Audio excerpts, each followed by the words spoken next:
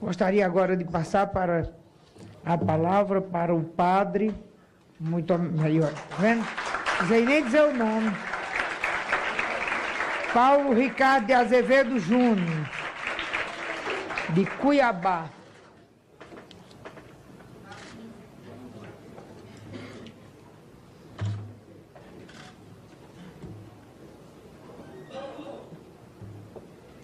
Ave Maria.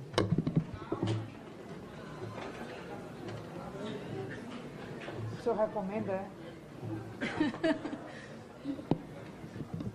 Boa tarde a todos. Quero, antes de mais, agradecer o convite da comissão, a honra de estar aqui e de, nesta Casa de Leis, realmente debatermos um assunto tão importante para o nosso país, para a defesa verdadeira dos direitos das mulheres e, sobretudo, para aquilo que é a necessidade de que essa Casa de Leis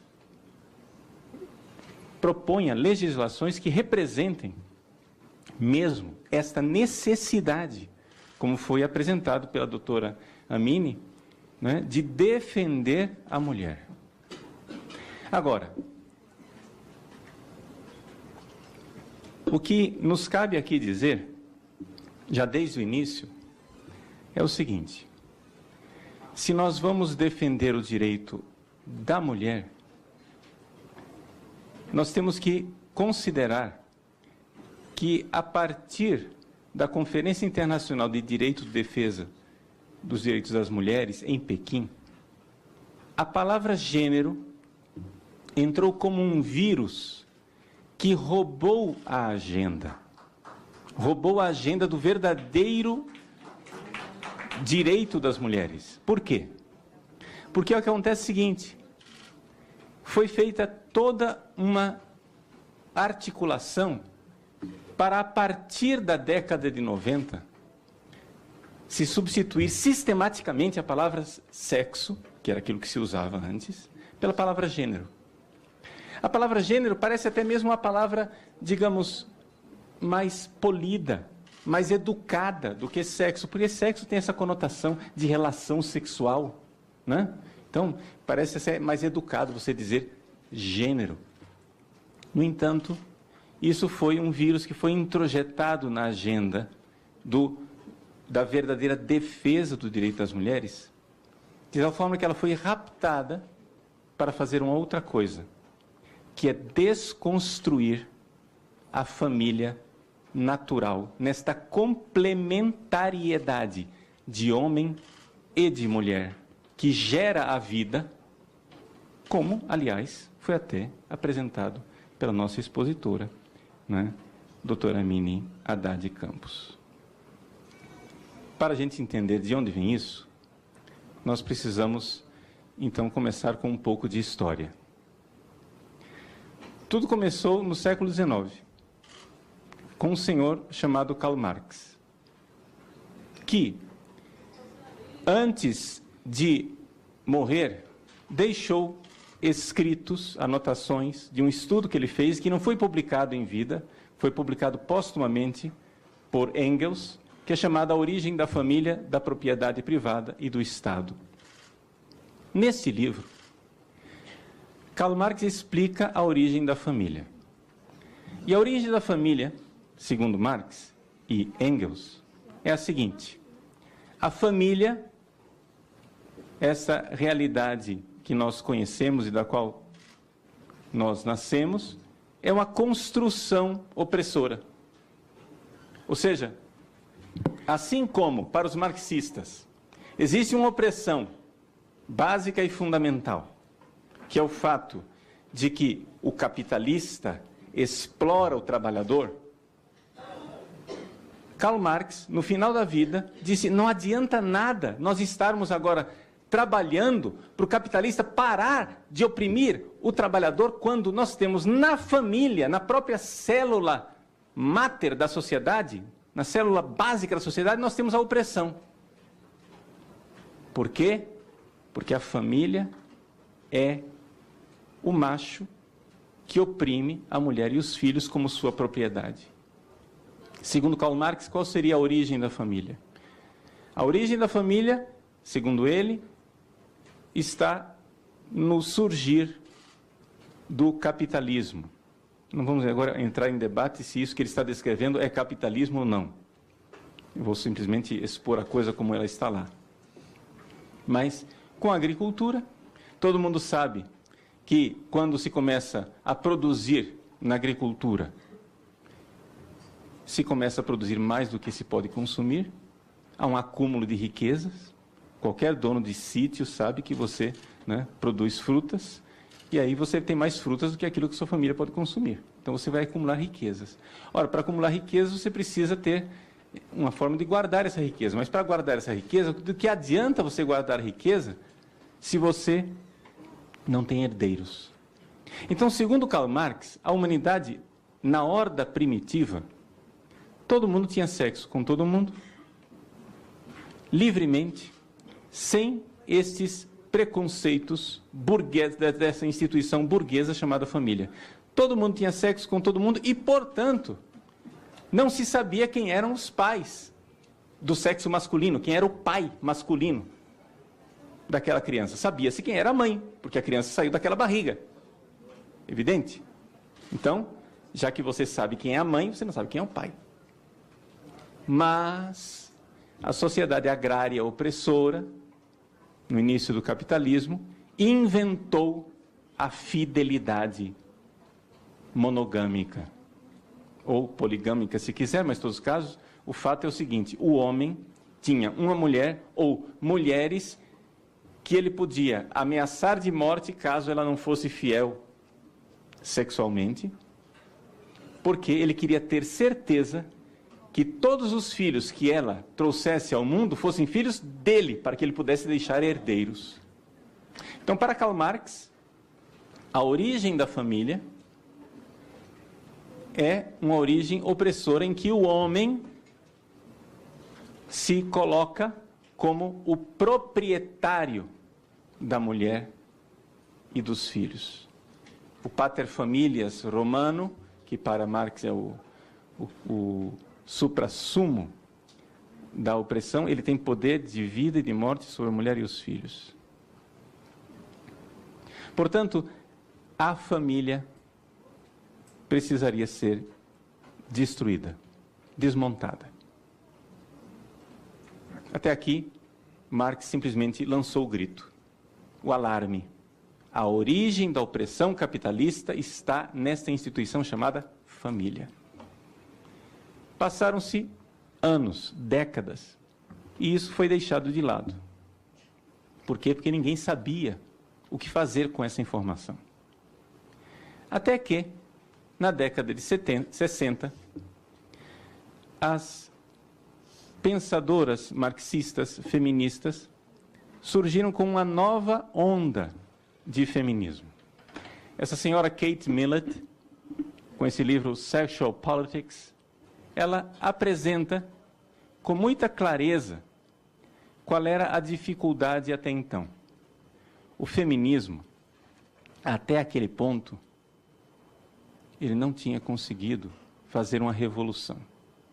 Ou seja, ela diz com clareza, no capítulo 4, página 157, que a primeira fase do feminismo terminou em reforma e não em revolução. Mas era necessário revolucionar. Por quê? Porque se nós não mudarmos a estrutura da família, a mulher irá continuar sendo subordinada. É necessário mudar estruturalmente essa realidade chamada família. Na União Soviética, diz ela como estudiosa marxista que era, na União Soviética isso foi tentado. Se tentou, página 168. Não é? Mas o que acontece é o seguinte, ela então diz com toda clareza na página 169, a teoria marxista falhou em oferecer uma base ideológica suficiente para a revolução sexual. Ou seja, estamos de acordo com Marx. A mulher é oprimida pela família, mas nós precisamos de uma base ideológica para desmontar a família. E não temos esse instrumento para desmontar a família. Pois bem, ela então diz, nós temos que concordar com Trotsky, página 170, temos que concordar o seguinte, que os soviéticos falharam miseravelmente, não conseguiram fazer a transformação revolucionária da família. Portanto, diz Trotsky friamente, não se pode, aspas, abolir a família. Nós temos que substituí-la. Tem que colocar alguma coisa no lugar. E o que é que nós vamos colocar no lugar da família? Isso surgiu simplesmente como um clamor. Surgiu simplesmente como uma denúncia. E agora? O que é que nós vamos fazer? Menos acadêmica, mas mais radical ainda do que Kate Millett, é a senhora Shulamith Firestone. Shulamith Firestone, em The Dialectic of Sex, ela diz que nós temos que libertar a mulher da biologia. O que é o ser mulher para Shulamith Firestone? Ela diz que a gravidez é algo horrível, que o parto é algo doloroso, e nós temos que promover uma forma de reprodução onde a mulher não tenha mais que se sujeitar à biologia. É necessário fazer algo para mudar essa realidade. Tudo isso aqui foi apresentado, mas não se sabia o que fazer com esse clamor. Está aqui, Marx, Millett, Firestone. Esses autores estão dizendo, a família é a fonte, verdadeiramente a fonte da opressão na sociedade. Nós precisamos desmontar a família. Até que finalmente apareceu, não é? Até que finalmente apareceu o instrumental. O instrumental foi aparecendo aos poucos para resolver esse problema. Uma das realidades que foi apresentada como instrumental foi a escola de Frankfurt. Na teoria crítica da escola de Frankfurt, Marx Horkheimer apresenta, aqui eu tenho o livro, chama-se Teoria Crítica, mas aqui dentro tem um ensaio, não é dele, onde ele fala daquilo que é autoridade e família. Nós não vamos resolver o problema da família se nós não desmontarmos a autoridade da família.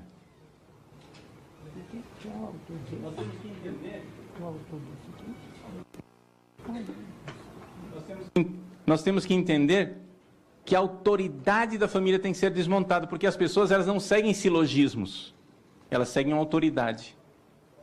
Então, por exemplo, um projeto de lei que foi aprovado aqui nesta casa, como por exemplo a lei das palmadas, da senhora advogada da Xuxa Meneghel. Vejam, o que acontece é o seguinte, essa lei, ela pode parecer que ela quer defender as crianças, mas uma criança que for espancada, já com o aparato legal que havia anteriormente, o criminoso iria para a cadeia. Qualquer pessoa espancada, não só a criança. Só que acontece o seguinte, o que está contido lá dentro da lei é o seguinte, se o pai ou a mãe sujeitar a criança a qualquer tipo de constrangimento,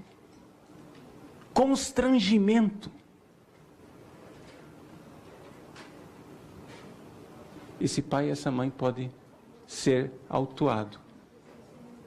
Constrangimento, isso quer dizer o seguinte, você já educa a criança desde pequeno a não obedecer à autoridade do pai e da mãe para obedecer à autoridade do Estado. É necessário fazer alguma coisa para que não haja autoridade. Mas isso não é. Isso não é.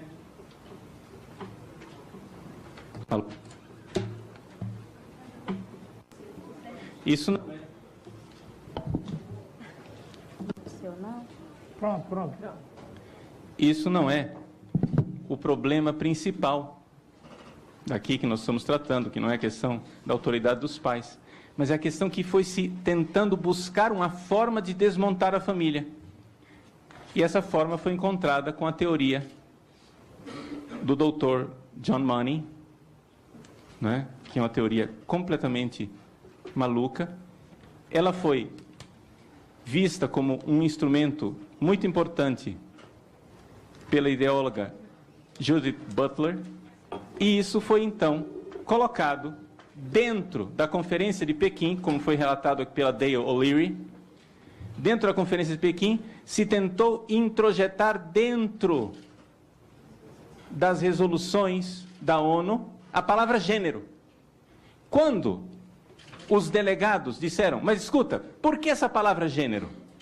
Por que é que não se diz então logo sexo, já que vocês estão tentando defender as mulheres? Por que é que não se coloca a palavra sexo? E então, foi a grande descoberta. A reação foi tão tremenda contra a palavra sexo, para se substituir a palavra gênero, que então nós descobrimos que a palavra gênero não significava mulher. Ou seja, a agenda de defesa do direito da mulher estava sendo raptada por uma outra agenda. A agenda, porque finalmente eles tinham encontrado a forma de desmontar a família. Um projeto socialista cuja finalidade é desmontar a família natural. A família da qual as pessoas nascem. A família onde o homem e a mulher se unem sexualmente e da qual nascem as crianças. Numa aparente vontade de defender o direito da mulher, o que se estava fazendo era uma outra coisa: destruir a família. E aqui é que está a realidade, e aqui que está o problema. Então, querem defender o direito das mulheres? Faça o seguinte: quando quiserem defender o direito das mulheres, usem a palavra mulher.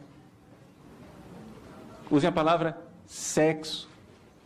Mas por que é que os ideólogos e os militantes não vão aceitar que as senhoras legisladoras coloquem a palavra sexo, coloquem a palavra mulher e não a palavra gênero? Por quê? Porque a finalidade não é defender a mulher. A finalidade é raptar a causa da mulher para uma outra agenda. Uma agenda escondida. A agenda de gênero. A agenda de destruição da família natural.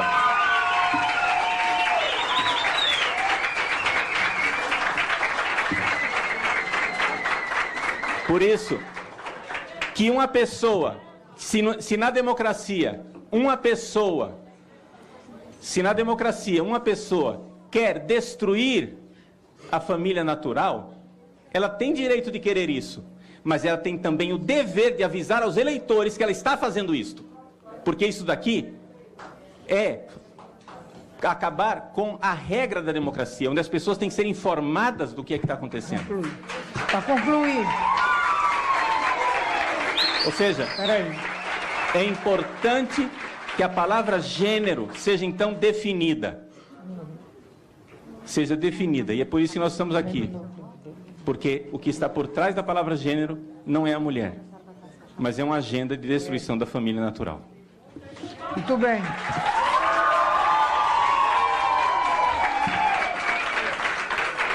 Eu só queria fazer o registro e alinhar o padre Paulo Ricardo. Achei muito importante a linha de fala sua, no sentido de trazer, até eu fiz essa coisa, agenda escondida, que o senhor cita em relação à agenda da ONU, onde a palavra gênero, e aí justifica toda uma apreensão que nós temos aqui na bancada evangélica, católica, uma série de parlamentares, nessa preocupação no conceito família. Por quê? Porque justamente quando se traz essa palavra gênero versus a palavra sexo, ela esbarra numa ausência de definição.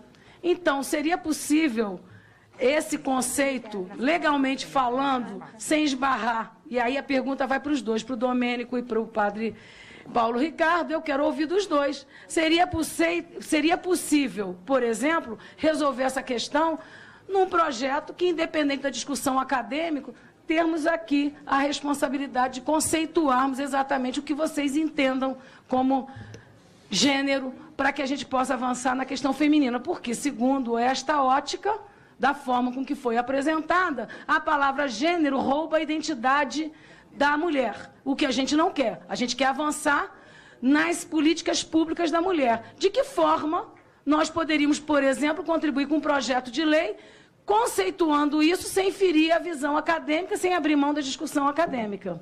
Eu, antes de passar a palavra para o padre Paulo Ricardo, eu vou trazer aqui as perguntas, então, do E-Democracia. Nós temos perguntas do André Luiz, aliás, todas as perguntas são dele, e nós vamos fazer, então, passar duas para o padre.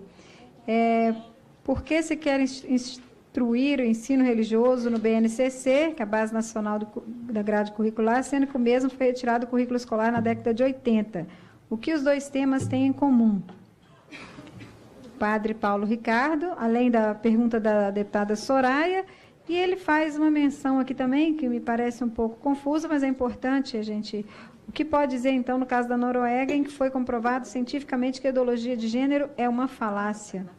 Então, essas são as duas perguntas do André Luiz, e eu passo a palavra, então, para o padre Paulo Ricardo.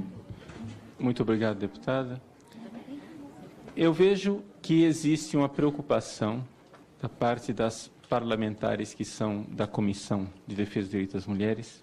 Vejo que é uma preocupação imensa da doutora Amine Haddad e de tantas mulheres aqui presentes de defender o direito das mulheres. Eu, em primeiro lugar, fico contente de ver isso, feliz. Sabe por quê? Porque as senhoras realmente creem que existe mulher. E isto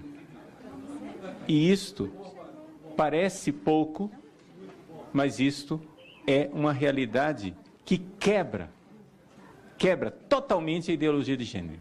Porque a Judith Butler começa exatamente dizendo que não existe mulher.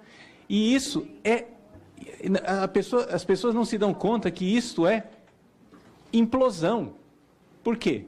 Como o Domênico colocou, se você não tem um sujeito claro do qual você irá defender os direitos, você não vai conseguir defender direito de ninguém. Porque qual é a dificuldade? Porque é que toda a legislação que vocês tentam passar bate na história de gênero e vocês não conseguem defender mulher nenhuma. Por quê? Porque exatamente o conceito de gênero entrou como um vírus linguístico e vocês não vão conseguir aprovar. Porque todas as vezes que a palavrinha gênero aparecer, vocês vão encontrar oposição da população que não é tão ignorante como se pensa. As pessoas estão atentas para essa realidade e exatamente a tentativa de colocar nas nossas câmaras municipais e nos estados, etc., a questão de gênero dentro dos planos municipais, estaduais e do plano nacional aqui, vê que a população brasileira se antecipou aos seus legisladores. Ou seja, o brasileiro está atento para a palavra gênero. A palavra gênero, muita gente da população sabe que isso é uma ideologia e que isso não defende as mulheres. Porque exatamente desconstrói a mulher e diz que mulher não existe. A mulher é uma questão líquida. Então, você vai defender o quê se aquilo não tem identidade? Então, isso vem da onde? Isto vem exatamente de uma ideologia artificialmente produzida. A doutora Liliana Bittencourt mostrou claramente como cresceu exponencialmente a partir da década de 90. Com a Conferência de Pequim, a palavra gênero foi artificialmente colocada nas universidades, nas pesquisas, nos doutorados. Por quê? Porque nós sabemos muito bem que as fundações internacionais estão derramando milhões de dólares em bolsas que trabalhem a questão de gênero. Por quê? Porque as fundações funcionam assim. Eles primeiro, durante 10 anos, eles inventam a ciência, a pseudociência, através de dinheiro que vão colocando nas universidades. Não, eu só subvenciono se for nesse campo aqui. E as universidades que querem o dinheiro abrem as coisas, né? E os estudantes que querem as bolsas abrem as portas. Então, é uma pseudociência feita pelas fundações. E por que é que as fundações querem com isso? Querem desconstruir a questão de família. Eu coloquei aqui claramente, né, qual é a causa final. Ou seja, tanto aquilo que o Domênico colocou, o conceito de gênero que liquidou a questão da mulher, né, tornou a mulher uma coisa fluida. Então não dá mais para você defender aquilo que você não sabe o que é. Aquilo que a Liliana colocou, que as fundações estão por trás dessa pseudociência, né? Isso daí, por quê? Foi a minha intervenção. Eu coloquei a causa final. Qual é a finalidade? É destruir. Existe uma ideologia que quer destruir a família baseada na natureza diferenciada sexualmente de homem e mulher. Isso quer ser destruído. Por quê? O marxismo que está por trás. Agora, o problema é o seguinte: isso não defende as mulheres, e isto, aliás, não defende os homossexuais. Porque no dia que eu vir um marxista vir aqui nesta casa ou em qualquer outro lugar condenar Cuba porque matou centenas de homossexuais no paredão, quando eu vir nesta casa um marxista condenar a União Soviética porque condenou milhares, até milhões de homossexuais aos gulag e aos campos de concentração, quando eu vir aqui nesta casa um marxista condenar o verdadeiro genocídio de homossexuais feito pelo regime que mais matou homossexuais na história da humanidade, eu vou acreditar que esses marxistas, com a ideologia de gênero, querem defender os homossexuais. Mas eles não. Eles não fazem isto. Eles não fazem isto. Por quê? Porque a palavra gênero vai continuar como um vírus ativo. Então, se as mulheres, se as parlamentares, se as mulheres que querem defender o direito das mulheres nessa comissão querem realmente que essas legislações sejam vencedoras, então vamos ouvir o que o povo brasileiro já disse e deixou claro num levante, né, voltando-se para a questão dos planos de ensino, tanto no nível municipal, como estadual, como nacional. Esqueçam a palavra gênero. Joguem esta palavra no lixo, porque ela está sendo usada como um vírus dentro da legislação e está roubando a agenda de defesa das mulheres. Falem de mulheres. Falem realmente do direito e da defesa da mulher. A palavra gênero, ela foi colocada como um vírus. Eu poderia aqui, nós poderíamos falar longamente sobre isso, né? Vocês viram pela bibliografia que eu trouxe, que eu não estou dizendo essas coisas baseado em catecismo, em dogmatismos ou em nada. É simplesmente questão de estudar, gente. Se a gente for estudar, nós veremos que a coisa tem uma origem, tem um pai, tem uma mãe e tem uma finalidade. E a finalidade não é defender as mulheres, não é defender os homossexuais, é destruir a família da qual todos nós nascemos, porque todos nós nascemos de uma relação sexual entre um homem e uma mulher. Com isso, eu não estou absolutamente condenando, as pessoas, né, que não queiram praticar o sexo dessa maneira. Eu só acho o seguinte: nós estamos numa democracia. E se nós queremos destruir a família baseada na natureza, acho que os eleitores precisam saber disso. E eu tenho uma suspeita de que isso não irá vingar.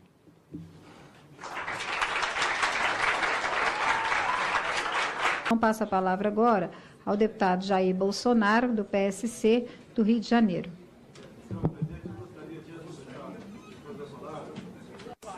Que passasse um vídeo de 20 segundos. 20 segundos. Ok, deputado, está autorizado. Vou contar uma história que acho que vale a pena, né? Uma dificuldade era um dos materiais didáticos, um dos filmes, tinha um beijo na boca. E a gente ficou, um beijo lésbico na boca. A gente ficou uns 3 meses discutindo até onde entrava a língua, né? Então era... Se alguém não entendeu, eu posso repetir. Esse cidadão aí chama-se André Lázaro. Em 2010, isso que ele falou foi aqui na Câmara, numa audiência pública. Seminário LGBT infantil. Dá nojo, dá asco. Esse cidadão aqui estava falando, Padre Ricardo, daqueles filmes que iam passar para o ensino fundamental. Um dos filmes era Beijo Lésbico. E ele passou rindo, olha a cara dele, rindo, dizendo que, por ocasião desse filme, ele passou 3 meses discutindo até onde a língua de uma menina ia entrar na boca de uma outra menina para o filme Beijo Lésbico, para as criancinhas. Detalhe, se alguém tem dúvida se é para criança ou não. Tem aqui o Plano Nacional de Promoção da Cidadania e Direitos Humanos LGBT. São 180 itens, só vou ler 2. Um até o doutor Domenico vou fazer coro com o que ele falou aqui. Um dos itens, distribuição de livros para bibliotecas escolares com a temática diversidade sexual para o público infanto-juvenil. Definição de infanto, né? Em alguns livros aqui diz que é do nascimento até 10 anos de idade. Não precisa falar mais nada. E um outro item aqui para o doutor Domenico aqui. Outro item. Reconhecer todas as configurações familiares protagonizadas por lésbicas, gays, bissexuais, travestis, com base na desconstrução da heteronormatividade. Não basta apenas eles pregarem para criancinhas que é normal 2 homens e 2 mulheres. Eles têm que dizer também que um homem e uma mulher está errado. Não sou eu que estou dizendo. Isso é uma doença. Eu estive há pouco tempo em Quixadá. Você tem algum cearense aqui, sabe que é um município pobre, paupérrimo. Numa audiência pública sobre desarmamento, um gravatado, advogado da OAB, entrou para me atacar, né? Que eu sou aquele elemento que discrimina, que prega o ódio, etc. E falou em ideologia de gênero. Como eu sou uma pessoa educada, esperei ele terminar de falar. E depois expliquei para aquele povo pobre, que não sabe e não sabia o que era ideologia de gênero, uma minoria sabia, expliquei. Ele foi enxotado do local da audiência pública. Quase foi linchado. E eu ri muito. Um pai ou uma mãe não quer encontrar o filho em casa brincando de boneca por influência da escola. Continuando. Esta barbaridade. Desculpa, Padre Ricardo, mas essa briga toda começou comigo. Quando eu descobri em 2010 aquilo que foi convencionado a se chamar kit gay. Esse cidadão, André Lázaro, estava aqui. E daí eu passei a ser o maior homofóbico do mundo. Ninguém conhecia Jair Bolsonaro como homofóbico, né? Passou a ser conhecido como homofóbico, por estar defendendo as criancinhas. Por quê? Os debatedores, eu tenho vídeos, não é nem nota taquigráfica, é vídeo. Um dos debatedores aqui, dizendo claramente que ele participou de pesquisa em 11 capitais, o nome dele está em Diário Oficial da União, inclusive o nome social, foram 4 com nomes sociais, pesquisa em 11 capitais, e descobriram que nas escolas de ensino fundamental existe mais meninos gays que meninas lésbicas. Bem, como eu não estava presente, eu não pude questionar. Da tribuna da Câmara, questionei qual foi a metodologia para essas pessoas, que eu não vou adjetivar aqui, que eu sou uma pessoa muito educada, tá? Qual foi a metodologia utilizada para que o Joãozinho de 6 anos, ele falasse, esse é gay. Para a Mariazinha de 7, essa é lésbica. Qual foi a metodologia destes crápulas que não respeitam a inocência das criancinhas em sala de aula? Não contente com isso. Bom debate, eu vou citar o nome do deputado para dar espaço para ela, né, que ela está dizendo que está ouvindo desequilíbrio. Equilíbrio bom teve na Comissão da Verdade, onde a guerrilheira bandida indicou 7 para julgar os militares. Tá ok? Publicou-se em Diário Oficial da União, de 12 de março do ano retrasado, a questão de banheiros e vestiários em escolas públicas. Ou seja, o menininho que se sentisse gay pode frequentar o banheiro das meninas e vice-versa. Engraçado, né? Os barbados, com aquele negócio pendurado que diz que é gay, pode ir no banheiro das mulheres. Agora, as lésbicas não vão no banheiro dos homens nas rodoviárias. Impressionante, né? Agora, imagine o que passa na cabeça de um pai ao uma filha chegar em casa de 8, 9, 10 anos e falar que tinha meninos de 12, 13 anos no banheiro. Porque um moleque, quem já não foi garoto aqui, vai se passar por menina para ver as meninas fazendo pipi ou trocando de roupa no vestiário. O que o governo do PT quer com isso? O que eles querem com isso? Você não tem vergonha na cara? Isso é uma canalice. Não vou perder a linha. Se bem que quando falo em criancinha, eu tenho vontade de ir com as 4 patas no pescoço dessas pessoas. E não quero saber se é homem ou mulher, ou é bissexual, trissexual ou quadrissexual. Seja lá o que for. Nenhum pai admite isso. Nenhum pai admite isso. Talvez 1%. Talvez. Da boca para fora ainda. E nós temos que aguentar isso. Eu pensei que isso já fosse sepultado. Vai eu voltar na barra da mídia amanhã como homofóbico novamente. Estou me lixando para isso. Vocês vão se dar mal na campanha presidencial 2018. Que essas verdades vai ser ao vivo. Que a imprensa não me entrevista ao vivo, não. Está lá, me entrevista num canto e depois escreve um montão de besteira a meu respeito. Como fizeram uma agora, sou o Marco Feliciano a meu respeito. Mais uma besteira. Não me entrevista ao vivo. São picaretas. Mas vamos continuar aqui. Olha só. O que um pai quer? Quer que o filho vá para a escola, aprenda a ler, escrever, física, química, matemática, biologia, seja alguém no futuro. Ou um bom empregado ou um excelente patrão. Exame do PISA, agora em fevereiro. Pegou a escola pública e privada. Garotada de 15 anos de idade. 15 anos de idade, Padre Ricardo. Doutor Domenico. 15 anos de idade. 67% não soube fazer uma regra de 3 simples. $1 vale R$4, $3 valem quanto? 67% não souberam. Se fosse só a escola pública, com o primeiro momento, essa patifaria que se discute aqui, de ideologia de gênero, era para a escola pública apenas, para o filho do pobre. Quer que o filho do pobre aprenda comportamento que o pai não quer na escola. Mas agora é para a escola privada também. Então, 67% só fazer a regra de 3. 70% não sabem interpretar um texto. Um texto de um parágrafo de 3 linhas. O que esses caras querem para a criançada? Que cresçam imbecis? Que no futuro tem o título eleitor de uma mão e o cartão de Bolsa Família na outra? Não falem que eu quero acabar com Bolsa Família, não. Eu quero acabar com a picaretagem, com a demagogia e dizer para o pobre que ele sai da miséria com instrução. E não com Bolsa Família. E nem com essa respeitabilidade de araque que eu estou vendo aqui. Parem de emboscar a criancinha em sala de aula. Isso é comportamento de canalha. Fale para mim que ser gay é legal. Fale pro vereador aqui, que está do meu lado aqui, que ser gay é legal.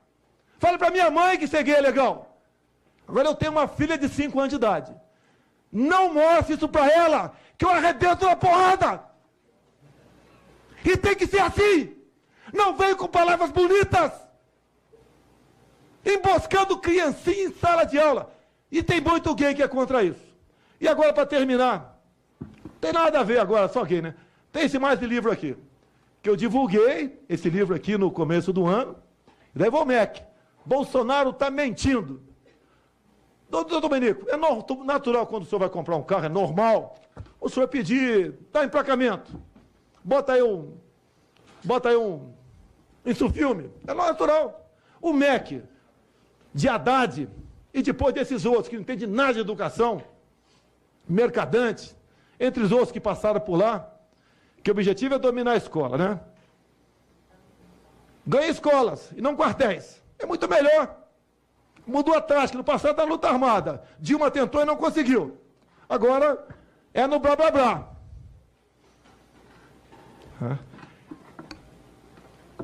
E agora, então, eles encomendam milhões de livros, né, gastam milhões e milhões, e pedem, a título de cortesia, livros como esse. Livros como esse aqui. E na parte do meio, só explicar isso aqui, né? Está aqui, ó. Eu vou ler aqui, para não ter dúvida, né? Não tem ninguém menor de idade aqui, mas é para os nossos filhos. Tem uma filha de 5 anos. Cuidado, professora ou professor. Se eu der uma pancada numa professora, ensinando para minha filha que ser lésbica é legal, eu vou falar que eu sou misógino. O vai que esse professor é gay, que está previsto aqui, cota para professor gay escola, vai falar que eu sou homofóbico. E se não puder ser na porrada, vai ser de outra forma. Está aqui, ó. Enfia o dedo aqui. Enfia o dedo aqui. Pena que não está colorido. Padre Ricardo, está vendo aqui, Padre Ricardo? Enfia o dedo aqui. Enfia o dedo. Está escrito aqui no livro. Enfia o dedo no buraco do outro lado da folha para fazer o pinto do homem. Tá ok? Está aqui, ó, a vagina da mulher para o lado de cá. Dobre a folha e dá uma flexionada aí. É isso daqui para os nossos filhos? Isso aqui, Padre Ricardo, não é um estímulo à pedofilia? Porque hoje, se um filho nosso, uma criança de 5, 6 anos de idade, um marmanjo, um patife, não vou citar igual aquele cara que falou aqui, o secretário da organização, mas um patife, começa a mexer nas partes íntimas de uma criança, vamos supor aqui, filha do vereador Heitor, ou filho do vereador Heitor, lá de Fortaleza, vamos supor, é natural essa criança contar para a mamãe e para o papai. A partir do momento que isso passa a ser normal, ele não conta. Escancara as portas para pedofilia. Daí nós vamos no site Humaniza Redes, onde passou por lá a queridíssima Maria do Rosário, que me transformou em réu no Supremo por apologia e estupro. Está lá. Pedofilia não é crime. Está lá. No site, tiraram agora, que mudou de governo, né? O que diz lá, Padre Ricardo? Se nós aqui virarmos a esquina, vamos supor aqui na Câmara, encontrar um barbado, enfiando seu pênis na vagina ou no ânus de uma criança de 5 anos de idade, para ser bem claro, já que o livro esculacha, nós vamos chamar a Polícia Legislativa. Mas ele tem que ser conduzido ao hospital, o cara que estava com o pênis na vagina da criança de 5 anos de idade. Porque lá ele vai ser submetido ao laudo pericial, psiquiátrico, né? E caso ele venha a estar sofrendo de transtorno, ele tem que ser levado para um hospital e não para a cadeia. Sabe qual é o nome do psiquiatra para esse cara? Que o Jair Bolsonaro recomenda? Doutor Peixeira. Não podemos ser complacentes com isso. Falo pesado, falo. Tenho imunidade para falar. O Supremo queria caçar meu mandato, porque eu usei a tribuna da Câmara, no Salão Verde, para discutir com uma deputada que estava defendendo um estuprador menor de idade. Pode caçar meu mandato. Estou me lixando para o meu mandato. Não vão caçar minha consciência. E nós temos imunidade para falar. Não é para ficar na vaselina. Mimimi, mimimi, mimimi, mimimi, mimimi. A criança, mimimi, mimimi, mimimi. Porque, segundo não sei quem, não sei da onde, da universidade, da ponta da praia, eu não vou falar qual universidade que é no nome certo, que eu sou educado, falou isso ou falou aquilo. Saudades, Padre Ricardo, quando tinha 8 anos de idade. O Brasil era muito católico, não tinha muito evangelho naquele tempo, né? E tinha um quadro de Jesus Cristo, em todas as casas, tinha, a minha tinha, de braço aberto, com criancinhas, e embaixo estava escrito, vinde a minhas criancinhas. Hoje os canalhas dizem, vinde a minhas criancinhas, para praticar pedofilia, ou para ensinar-lhes comportamento que nenhum pai admite. Abaixo a canalice. Eu espero que esta seja a última audiência sobre esse assunto, que dá nojo, asco e vergonha, quando nós estamos discutindo aqui, fato que através da lei querem emboscar as nossas criancinhas, querem roubar sua liberdade, querem tirar o prazer do homem de ver o seu filho crescer homem ou sua filha crescer mulher. E a minoria que porventura queira ser isso aqui no futuro, que vá ser, mas não seja por influência da escola. Obrigado, senhor presidente.